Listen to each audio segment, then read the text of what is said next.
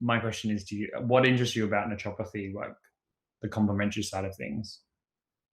Besides learning how to say it properly, obviously, is so what I think here is I think that what the key things that I think are really useful for me to understand is one is um, like there's two parts that I'm thinking about, right? Is I think immunity is a really important thing to be Hmm. thinking about right now. Hmm.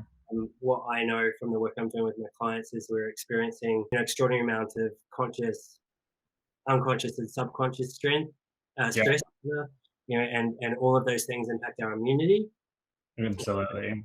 So that's sort of one aspect I'm looking at. Hmm. The thing that I'm quite interested in our conversation is sort of how that links, and I know that you've also got um, a background in sort of that link towards gut health and then performance as well. So Hmm. I'm sort of interested, I think, firstly from how do I protect myself? You know, Yeah, so where would you recommend we sort of start from an immunity perspective yeah. um, within this current context? And then I'm interested to sort of take that conversation then to where should I be thinking about in terms of how I nourished myself Hmm. through this period as well from um, so that knowing that I'm sort of working by myself, how can I make sure that I really take care of myself with the food that I'm eating too? So that would be awesome if we could cover some of that. Yeah. So what I try and encourage everyone who comes to see me is to practice food as medicine, really trying to engage every opportunity you have that you're consuming things is, for the better of yourself, if that makes sense. Yeah, So, everyone knows like you are what you eat, but it's really in terms of like holistic health and holistic nutrition, it's really about just putting the best things in there to really support, your immunity, your gut health, your mood, and yeah, span from there. You know what I mean? yeah, fantastic. Um, so specifically, I guess like obviously it's a pretty stressful time for everyone. And people are going to reach, for more comfort foods, and that's fine because you're going to be at home, you're going to want to do Uber Eats and whatever, but it's about making the right choices that are going to benefit you. So, um, I would always like start with going through someone's diet and kind of see where they're at and what level. Because it's fine for me to say, okay, I want you to have this is not what I do, by the way, but activated chia bowls and, cacao smoothies and all this stuff. I'm not going to start someone who's never even eaten wholemeal bread, doing like level 17 health stuff. You know what I mean? So it's about realistic and goal setting Yeah, for what goes for that person. yeah. But that's fantastic too, because I think like today is really about I really want to focus on the basics, Yeah. and because I think that's relevant to everybody. And Mm. it means that obviously I'm doing this for myself, but I want to be able to through this experience also be able to share with my clients Mm. where I feel they should start. So, like for instance, I people, as you said, like people get so overwhelmed by food and choices and diets, and should I be keto or paleo or Mm. whatever. Yeah. Um, There's a and lot of information out there. so much information that's overwhelming itself, and so often I just say to people, just start with vegetables, like just Yeah. eating veggies, you know, Yeah. and if you can get, they sort of baseline obviously is 5 to 6, but even more than that is actually going to be better for you again, right? Absolutely. So if I can just have enough vegetables, then that's a good place to start, and then move out from there.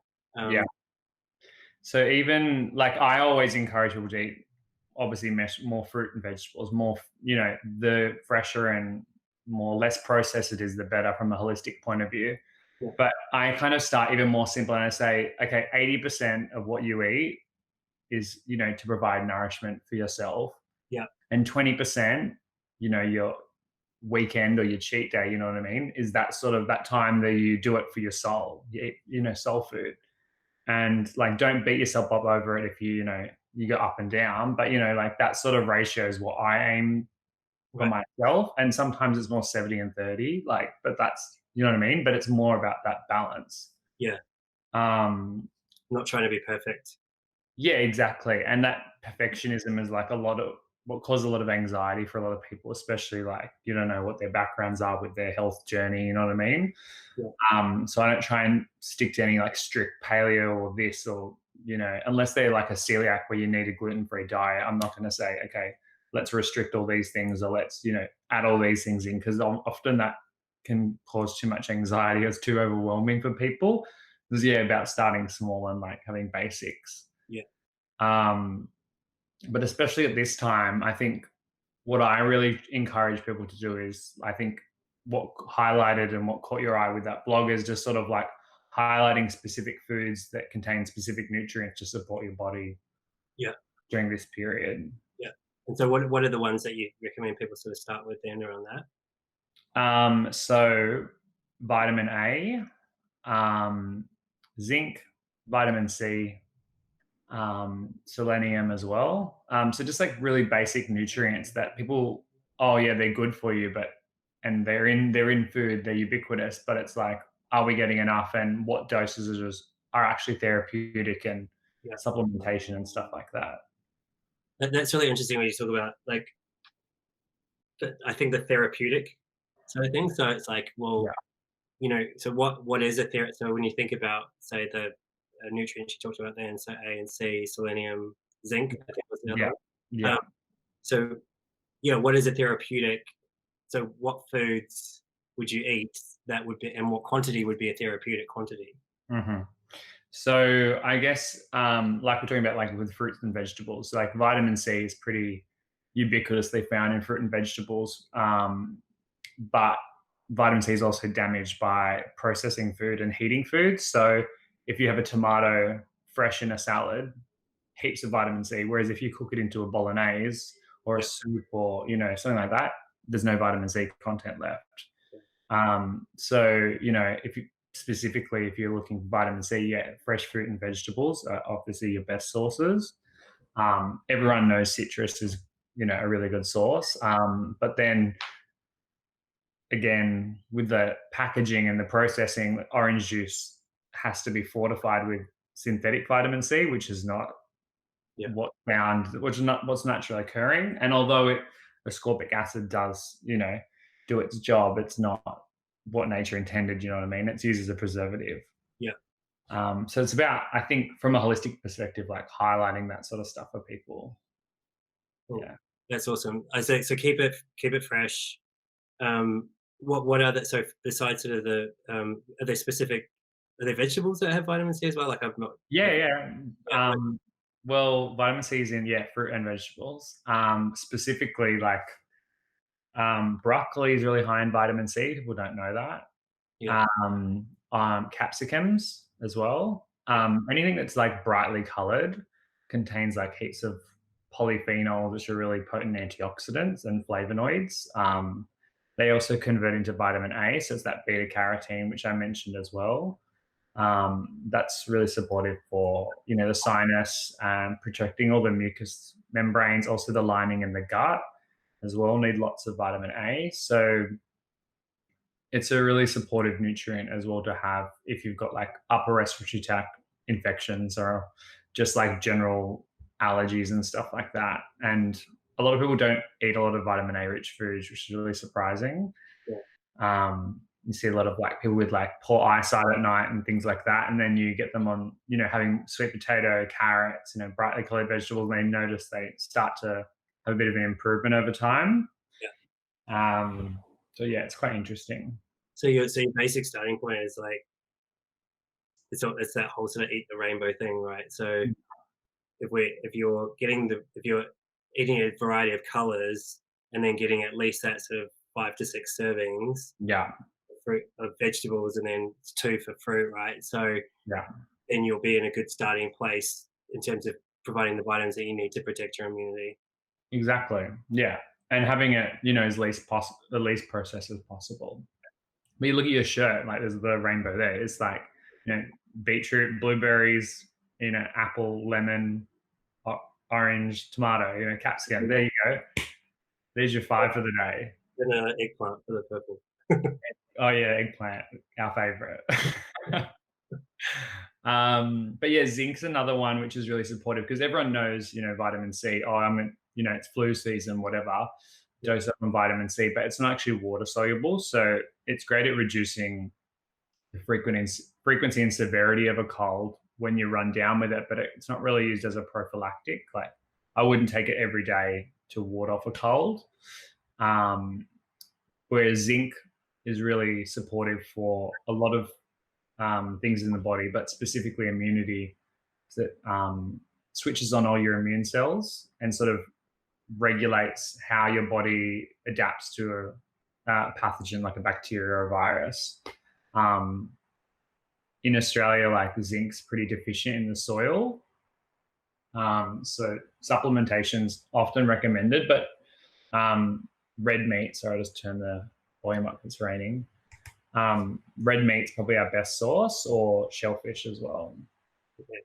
So, and if you're not eating meat or fish, would you recommend that it's a supplement, or is there other sources in other foods as well? Yeah, you can get it from whole grains, legumes, oats, pumpkin seeds, like pepitas, pumpkin seeds, and like pepitas actually a really good source of zinc. But the thing with a vegetarian or a plant-based diet is that you don't get enough protein in that same meal in order to absorb the zinc. So protein is really important, and that's why in red meat it's often preferable to absorb it that way. So zinc and iron sort of work in that way. But shellfish is a really good source. So yeah, oysters, not that you get, it's sort of a luxury food.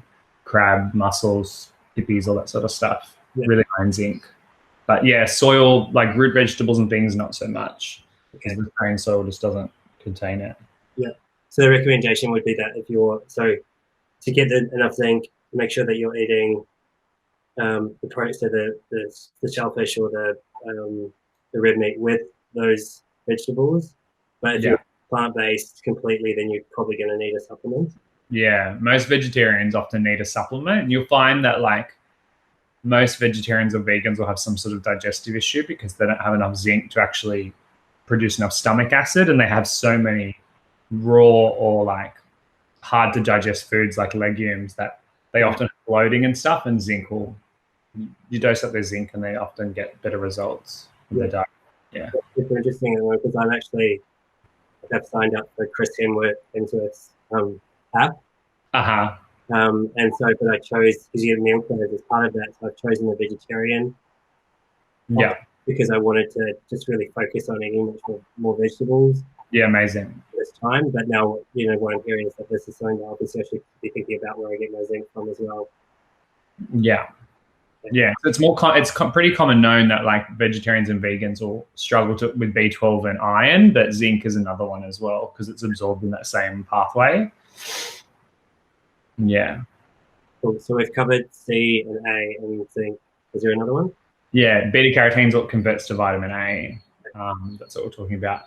But yeah, any sort of like sulfurous vegetable or herb like garlic, onion, spring onion, eschalots, all that sort of stuff. They're really good for supporting like respiratory tract health because sulfur is a really good decongestant and like breaks up mucus and things like that. So if someone is really struggling with like a bad cough or chronic mucus or like sore throats and things like that, sulfurous vegetables as not as popular as you're going to be by the smell of them, but they're great. They're really good for you. Yeah. I think the French were onto something there, but yeah, and selenium is another one that I talk about often that not a lot of people know about. So selenium and zinc I focus on because men's health is like a sort of area of interest for me from a holistic perspective. I kind of feel like it's not really looked at. But zinc and selenium sort of work together to create enzymes which regulate your immune system. And selenium also works as an antioxidant, which sort of cleans up inflammation and things like that when you do get run down. It's not found, again, it's like we don't have very mineral-rich soil, lots of coal, but no minerals. So Brazil nuts is probably your best source of selenium. And the good thing about it is you don't need a supplement. You only need about 3 or 4 a day. get that 150 micrograms, which is shown to really boost your immunity. It's really good in, chronic infections and things like that. Yeah. All right, so that's the starting point, right? So I've got to look at those things, and it sounds like I'm probably. So when you look at what would you be saying to people right now about? So obviously we can focus on those foods that we've talked about, and whether you're being plant-based or whether you're flexitarian or whether you're eating meat as well. Yeah. Where does the supplementation fit in just generally, I guess, and how we're living right now? Yeah. Well, I guess for someone who is a naturopath like me, or someone who's interested in health like you might be more familiar with supplements, but for the general population, they just think, oh, you take a Blackmore's multivitamin and that sort of does the job. Yeah. There is a lot of products on the market, so it's really hard to sort of look into what's going to be effective for you. And I think part of my job in like educating people is really working in people's budgets. Like I'm not going to sell people a dozen products which aren't relevant to them, but really kind of clarify what their needs are and what's important, because people come to see me who are interested in health. They might be on like 9 different supplements, which I'm just like, just put them in the bin. Like they're not doing anything, I'm going to save you money here. Like just stop, because it's you often find that people taking 3 or 4 supplements, which they're not even reaching a close to therapeutic dose. Right. Yeah. Did I answer your question? I'm not sure. Yeah, well, I think like so. I'd say like say with myself right now. Let's see, like I'm interested in this for me right now too. Is so I'm basically what I'm trying to do at the moment is I'm looking up for myself. I'm eating more vegetables. Yeah. What I'm thinking about is what else should I do? Talking to you, I guess, from a supplementation point of view. Like, what would be the things that you would recommend for me? Yeah. Well, from a lifestyle perspective, vitamin D is what I mentioned as well. So with vitamin D, obviously, it's freely available in Australia out in the sun. Obviously, being cautious about your exposure to sunlight. But I think it's getting into the safer months now that it's a bit cooler. Today it's raining, so it's not so great. But yeah, 15 to 30 minutes of sun exposure gives you around 50,000 IU of international units of vitamin D, which is a super high dose, and you need that like once a week. Oh, only once a week, really? Yeah. For 15 minutes. Wow. Yeah, 15 to 30 minutes will give you 50,000 IU, and that high dose is they say that's really effective. Right, and we get that through our eyes, don't we? Really through our skin. Our skin. Yeah. Right. Yeah. So it's exposure to their skin. You notice some people have like those little bumps on the back of their arms. That's often because there's a lot of vitamin D receptors on the back of the arms. I'm not sure specifically what it's at. And people who might be listening, they're like looking at their arms, and people will know who it is, and they'll think of it. And that's a common sign that people often don't have enough vitamin D. And that's like colloquial evidence that I found in my patients and I've seen in clinic, which is just really strange. But yeah, I mean, if you're not, if you have darker skin, you require more melanin conversion than others, or, you might be wearing religious reasons, be covered up, etc., or it's just winter and you're not going outside, or there's an apocalypse. 1 second.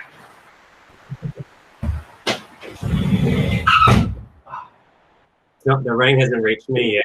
It was like monsoon for a second. Yeah, so those people, you can look at a vitamin D supplement, and in Australia, the standard is 1,000 IU, which is a pretty safe dose that anyone can have. I would say 1 a day is ideal. But yeah, definitely a therapeutic dose, you could go up to 5,000 in 1 day. It is a fat soluble vitamin, so you store it in your fat cells. It is a hormone. It's not actually a vitamin.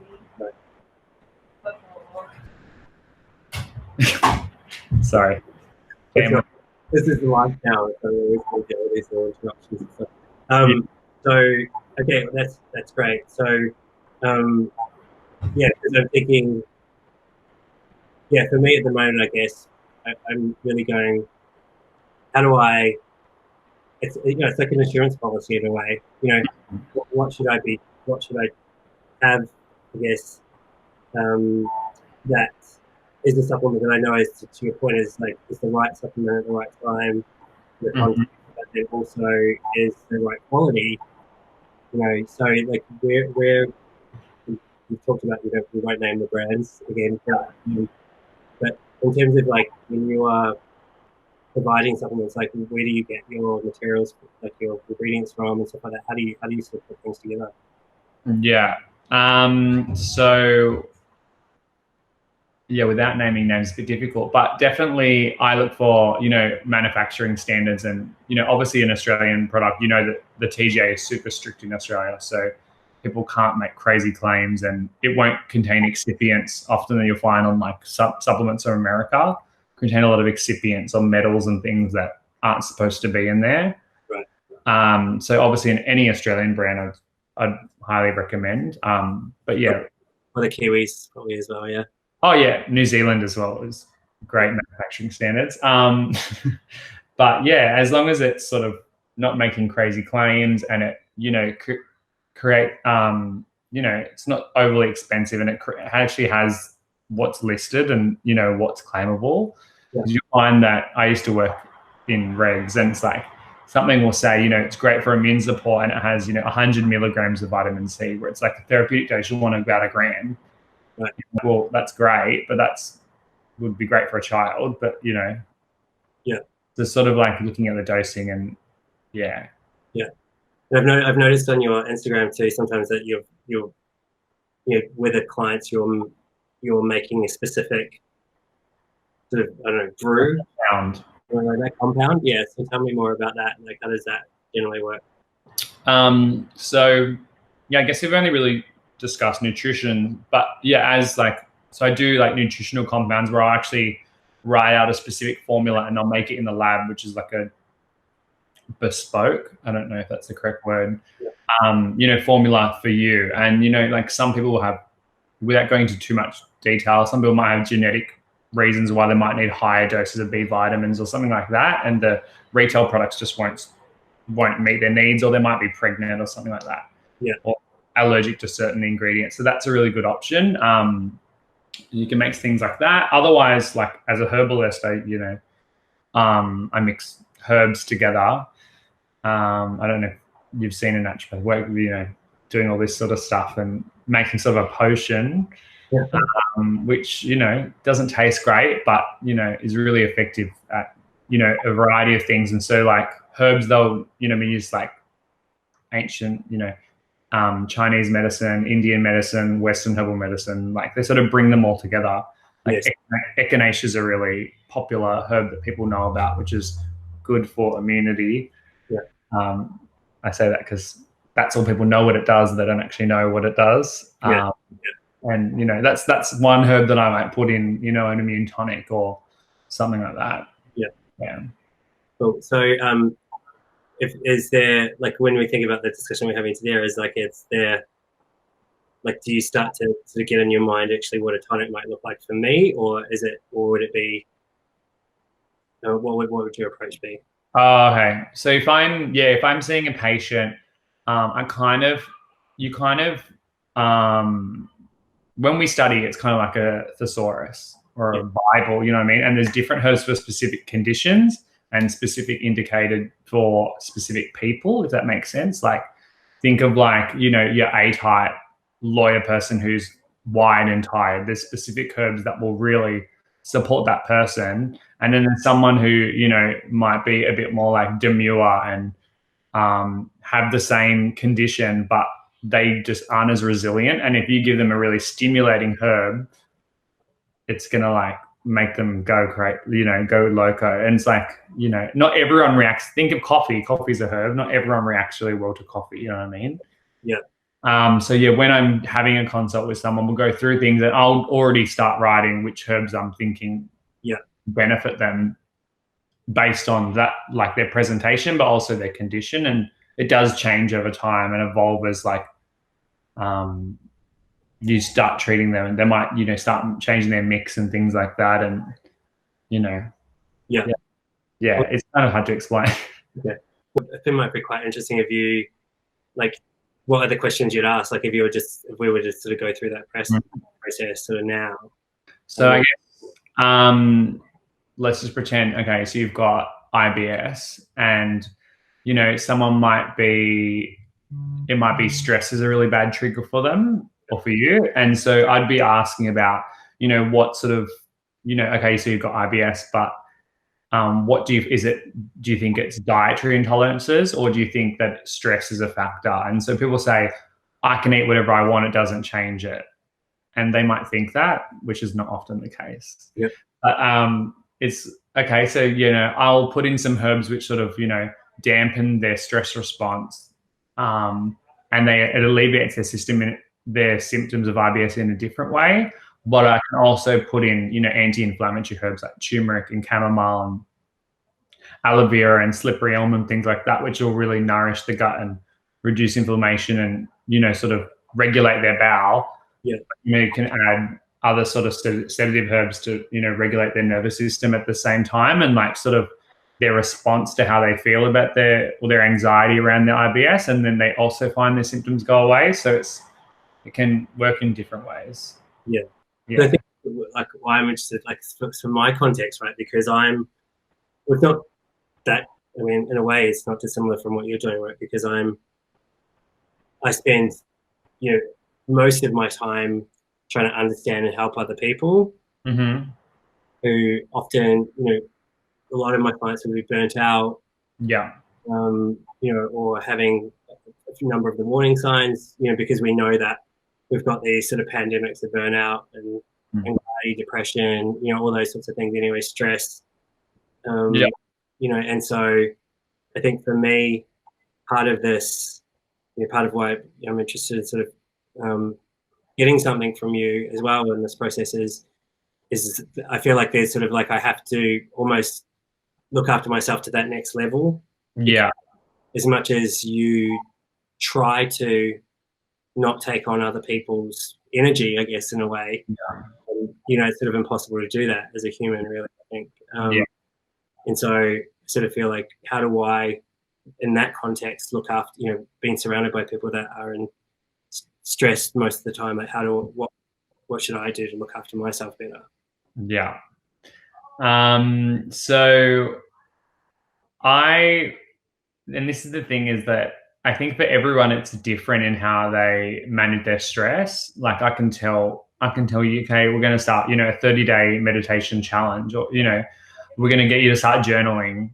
That's, that A-type person we're talking about, I ain't got time for that. They're like, give me sedative herbs to knock me out so I can sleep and then I'll feel better. Do you know what I mean? So it's really, again, going back, and it is like naturopathy is very individualized. So it's like, we'll go back to basics of like, okay, so what are your stresses? What's going on? Why do you feel fatigued? Yeah. Let's work on that, and then, implement different strategies like, meditation, yoga, Pilates, like walking, swimming, all those things that sort of activate your spending time in nature, that activate that parasympathetic nervous system, or your rest and digest, people call it, and deactivating that fight or flight, which, most people are in these days, is probably the best thing that you can do for yourself. But like, some people might find, taking an art class or doing kickboxing or whatever it is for that person, they have to find that. And I can't necessarily tell them, Yeah. I can say what I do, but that's not going to work for you. You know what I mean? That's really interesting, isn't it? Because I think like what I often say to people is like to experiment. Yeah. If you want a different outcome, like experiment with some things. Not everything's going to work for everybody. As you said, it could be depending on like their personality type. As you said, it could be whether they're an extrovert or an introvert. Like all of those different parts of make you actually contribute to how you might deal with the context that you're in as well. Yeah, exactly. And so any sort of like activation of the parasympathetic nervous system, that's really going to benefit, people who are burnt out, because it's going to help, provide the energy and like help restore them. But again, as a naturopath, I'd probably looking at like, what's their cortisol doing? Are they actually producing enough cortisol and adrenaline anymore, or they just become resistant to it? Like people know about insulin resistance, diabetes and things like that.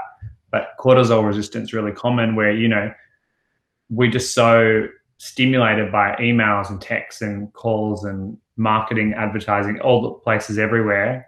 Yeah. Our body's in fight or flight all the time. So you don't often recognize when you're not in danger. So people don't know actually how to react. And so that's where they're wired and tired. And it's sort of like getting them to switch off, having less screen time and using, even it's ironic, you use an app to tell you this is too much screen time, things like that. So it's like kind of reminding people and, bringing them back to basics and, and in doing that, people have better interactions with their family or their partner and things like that. And they actually get, I find, more benefit and feel supported in that way. So they actually have best stress relief because they're having better interactions with their loved ones and communicating more instead of just being on their phone and things like that. So it can go so many ways. Yeah, fantastic. I think that thinking about it, not just about yourself, but the context that you're in and the people that you've got around you, I think that's really important advice as well. I sort of feel like, we talk about technology, but the most important technology we really have is conversations. Like if we can feel connected to people, then that's going to have a big impact on how we manage through all of this. Yeah. I find that a lot of people that I see they know how to cook, but they don't actually spend time cooking. They don't enjoy it.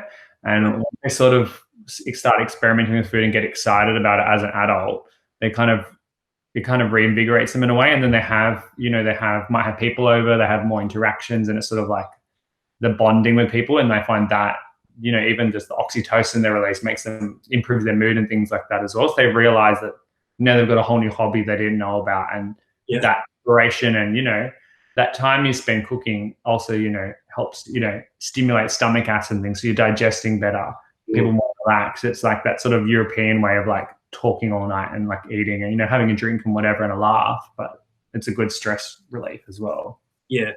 And so how do you get people excited about cooking? Well, for me, I love it. And it's, food for me is like something that I've always grown up like loving. And, that's why I studied nutrition. It was a big part of my like growing up. But if people don't like it, I get them to start with, basic, those meal delivery services like et cetera, the ones. And, it gets sent to their door and it makes it easy. They get to pick the meals or whatever. And it's not as exciting as, going out and back in the day when you actually had to like find your own berries and whatnot. But like, it's all there, it's simple. And if people are very detail orientated and it's all measured out in portions, it's easy to clean up. You know what I mean? It's quick, it's easy. And, that's a really good, exciting thing. But I always tell people who have very rigid diets to sort of experiment with like one new food or one new like recipe each week to sort of break their mold. Yeah. Or people maybe like I often see people who sweet and salty. They've got like two flavors or like fat and meat. That's all they have. You know what I mean? And so I challenge them. I'm like, I want you to have one bitter vegetable, a day or something like that, or try one sour food a day. Just sort of like actually stimulate different parts of the taste buds because it's connected to your brain and how people think and feel about food. And, they realize, if they have something bitter, they don't actually crave something sweet after. So it's really interesting, like the food psychology.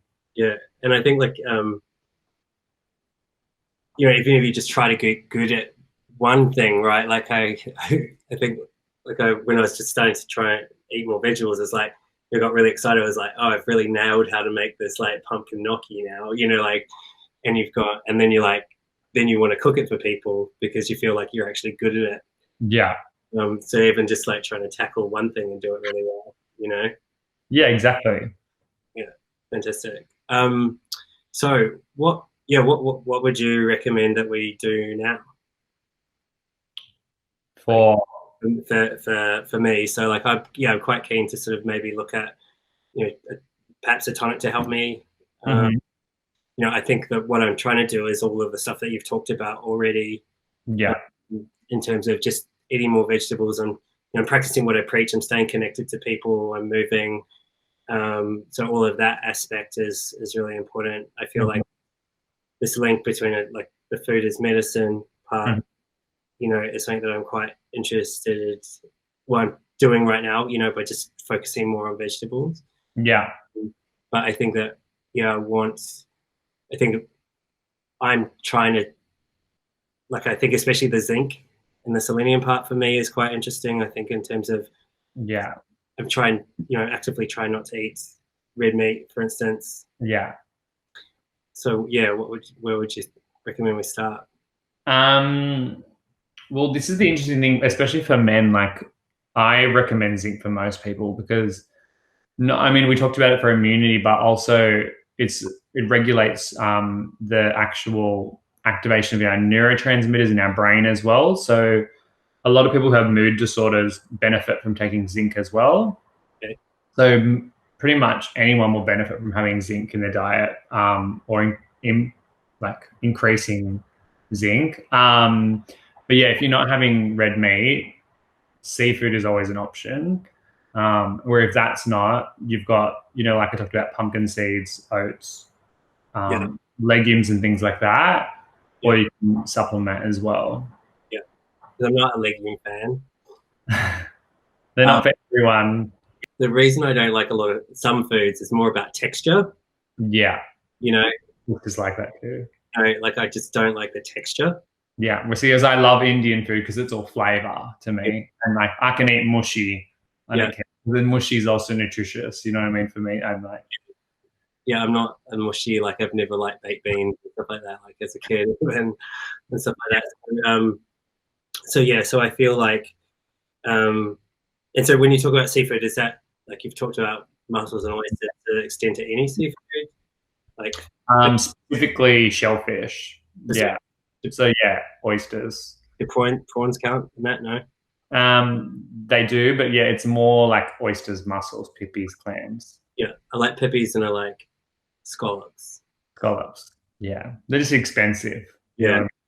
So because I think I would be interested in sort of that, as you said. I think it's really interesting to know about some of that neurotransmitter stuff as well. I talk about food for flow or to light up your brain. Yeah. Doing that, all of us really, the way that we make money is we make money with our brains, right? Not our biceps. Yeah. And so those nutrients, I guess, that are going to support that. Yeah. Most people will find when they're on zinc as well, you're less likely to get sick, but also you feel better mentally. So it's like a kind of win-win. The other thing for men, and I don't know if you want to keep this on video or whatever, but it's like zinc's really important for like male reproductive health. Like they all know zinc's really important for sperm production and the regulation of testosterone as well. But you actually lose, I think it's around, I have to get the studies, but I think it's around 5 milligrams per ejaculation as well. So you actually lose quite a bit of zinc. People do as well. And it's like most retail supplements are only 15 milligrams, you know what I mean? So it's like, and if people are compliant or they're not even having zinc in their diet at all, it's problematic. You can see where it's going. And a lot of like medications and alcohol as well, like reduce the amount of zinc that's available. Alcohol specifically, leaches B vitamins, B12, zinc, and that contribute to a lot of mood stuff as well. So I would take zinc. All right. Well, let's look at some zinc for me. Okay. So, and I think because from where we started today, I was interested to talk about how this sort of impacts on that range of that spectrum from immunity through to performance, but I feel like we've sort of touched on all of that through that just sort of organically, which is quite interesting. I feel like the takeaways for me is, so remind me where we get selenium from again? Brazil nuts. Brazil nuts, right? So 3 a day, 3 to 4 a day. 3 or 4 Brazil nuts. Therapeutic dose. So yeah, don't go out and buy a supplement with selenium in it. Yeah. You'll either get a low dose or you won't get it, or you're paying too much money. It's like just eat 4 Brazil nuts. Yeah. It's easy, right? Yeah, you get lots of minerals and good fats as well, and they taste good. Yeah. Fantastic. Right. So, yeah. So, any other questions that you'd have for me in this, or what would normally be the next steps? So at the end of a consult, after I've gone through everything with everyone, I often ask them, do they have a question? Because half the time I've spoken for the last 40 minutes. Yeah. They've answered my questions, but they haven't really had a chance to. And then they'll ask me their weird, my grandma said that eating turmeric tea is really good for my bones or something. I mean, they'll ask me those sort of weird random questions, and then we just have a laugh and whatnot. But then we'll sort of we'll kind of reassess the goal setting and, okay, so to clarify, this, and this is going on, and you want me to help you with this.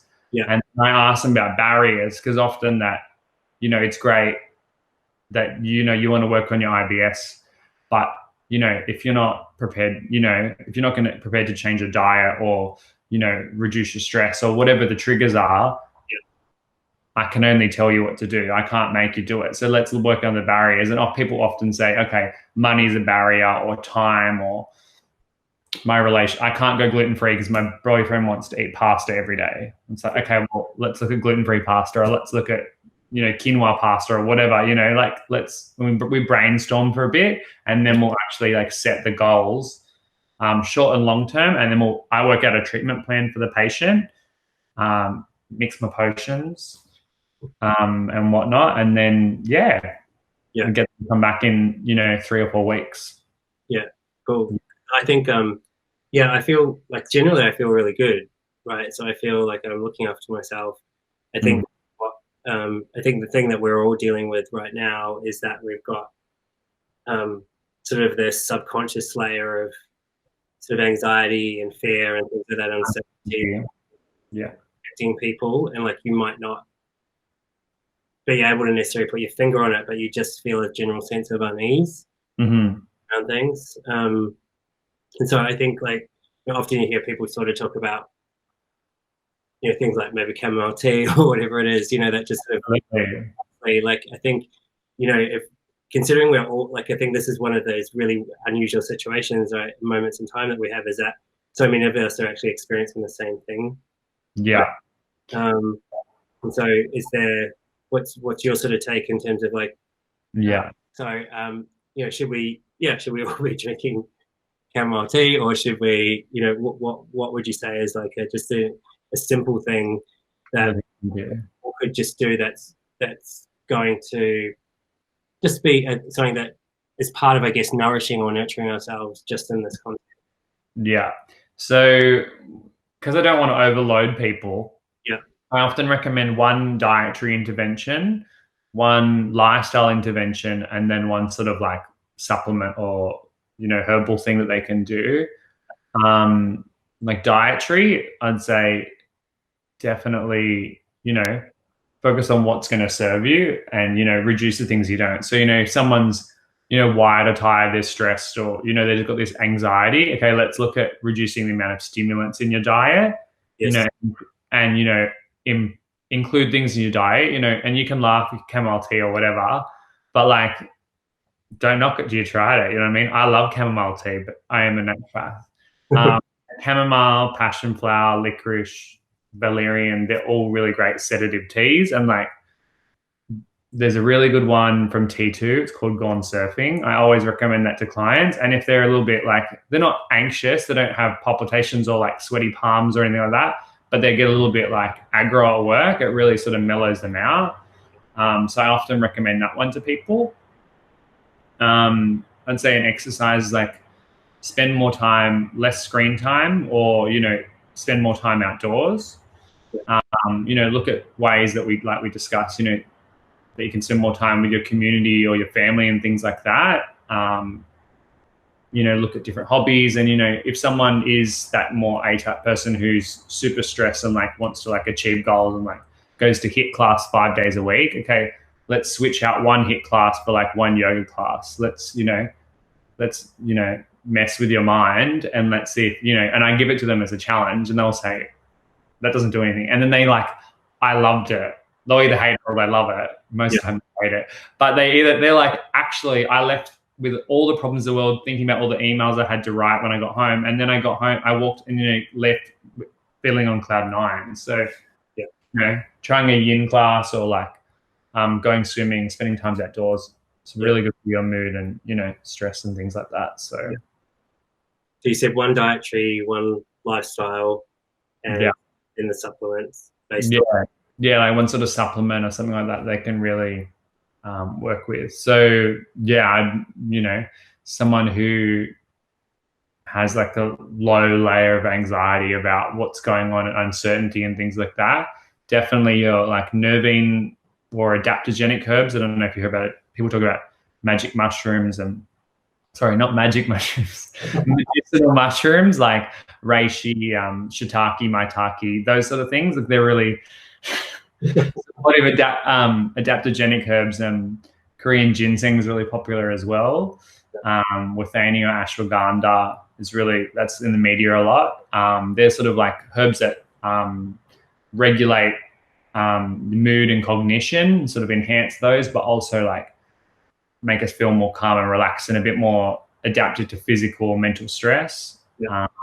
emotional things like that. So Right. yeah, Yeah, it's all really good. I think that's really simple at the end there too, is just go, yeah, look at one thing that I can change in my diet to start with. It's like one little experiment, like yeah, that, and then look at something around my lifestyle. So if I'm going one way, so I think like, say for instance,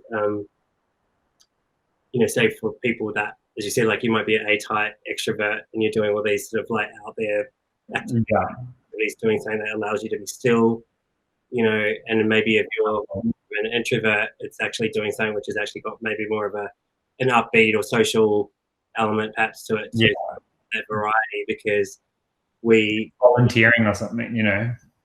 yeah, fantastic. All right, so fantastic. And then, yeah, depending on your context, whatever supplement might work for you, depending on what's going on.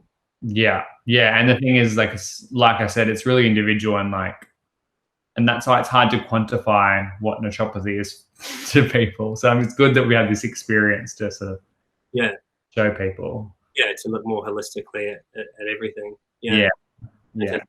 But it's sort of like I find that, and I often say to people, I'm like, seeing me is the catalyst, you know, for change. And it's like I'm here. I'm not a life coach, and I don't claim to doing that sort of stuff. But like, you know, we've you know established what the problem is. We talked about how we're going to do it. You know, now it's your job, and it's Yes. like I can only support you. Yeah. Right. I can talk about your stools all day, but like they're not going to change unless you know you stop eating macas. You know what I mean? Yeah, I mean, it's the same as what I do, right? As I can teach, I take the data, assess people, I work out what are the skills they need to learn, but I can teach them those skills, but at the end of the day, I can't make them do the skill. Yeah, exactly. This same sort of approach. All right. Well, thanks so much for No. that. I've learned a lot. I think so. Thank you for that. I think so. Yeah. So would I like? I'm interested in. I think that zinc Mhm. supplement, definitely. It's really interesting all the stuff, especially around men's health there. And then I've got to have a think about what are the lifestyle and the dietary things that I might And then follow. come back to me. Yeah. And it's funny, like I'll give people this, and then they come back and like, I downloaded this app, I've started a gratitude diary, and I'm like, whoa, I didn't tell you to do that. And they come back like a new person, like, my husband thinks that I'm not crazy anymore. I'm not. He doesn't. He thinks my menopause is cured, and I'm like, okay, like let's small goals. It's achievable. Yeah. They go like too far, but it's actually really funny. They like really get excited, and it's nice to see. Yeah, it's definitely nice to see. I think this is what, if we get enthusiastic about learning about ourselves, that's a really good sort of mindset to take into it and go, our bodies, if things are turning up, I'll often say our body's not going to lie to us. Our brains lie to us all the time. Exactly. We're able to sort of listen to, and this is what I think will happen at the moment is, a lot of people have been very busy doing, and at the moment, because of what's happening, we're spending more time just being. Yeah. And that's going to mean that, you get that opportunity to listen to what your body's been telling you, what it needs. And then, be able to be enthusiastic about finding different information that feels right to you, Yeah. Yeah. And probably the other thing that I didn't the other thing that I didn't mention is that at the end of the consult, I often go through resources with people. So I'll give them specific handouts for if they've got, polycystic ovarian syndrome or, whatever. I'll give them a handout that I've created Yeah, on that condition or specific diet that I recommend. Or, like they might be struggling with mental health. So I'll write a referral for them to, get their mental health plan from their GP. So they don't have if they don't feel comfortable talking about it, because it's almost like a counseling session with me at the same time. But I'm not qualified, so it's all about referring people on yeah. to do the stuff as well. So what other needs they might have? Yeah, fantastic. Yeah, yeah, Well, cool. yeah, thanks so much, Zach. I really appreciate the chat. I've learned a lot. Hopefully, this is useful to some other people as well. Cool. So what's the best way for people to get in contact with you? So my website is Zachary Gallagher Naturopath at gmail.com, or they can email me at Zachary Gallagher Naturopath at gmail.com. I also have a Facebook page, and then my Instagram is a bit cheeky. It's Prozac with a H. Yeah. Um, yeah, so that's me. All right. Thanks so much. No, And yeah, I'll be in touch around that supplement. okay, too easy. Thanks, mate. All right. See ya.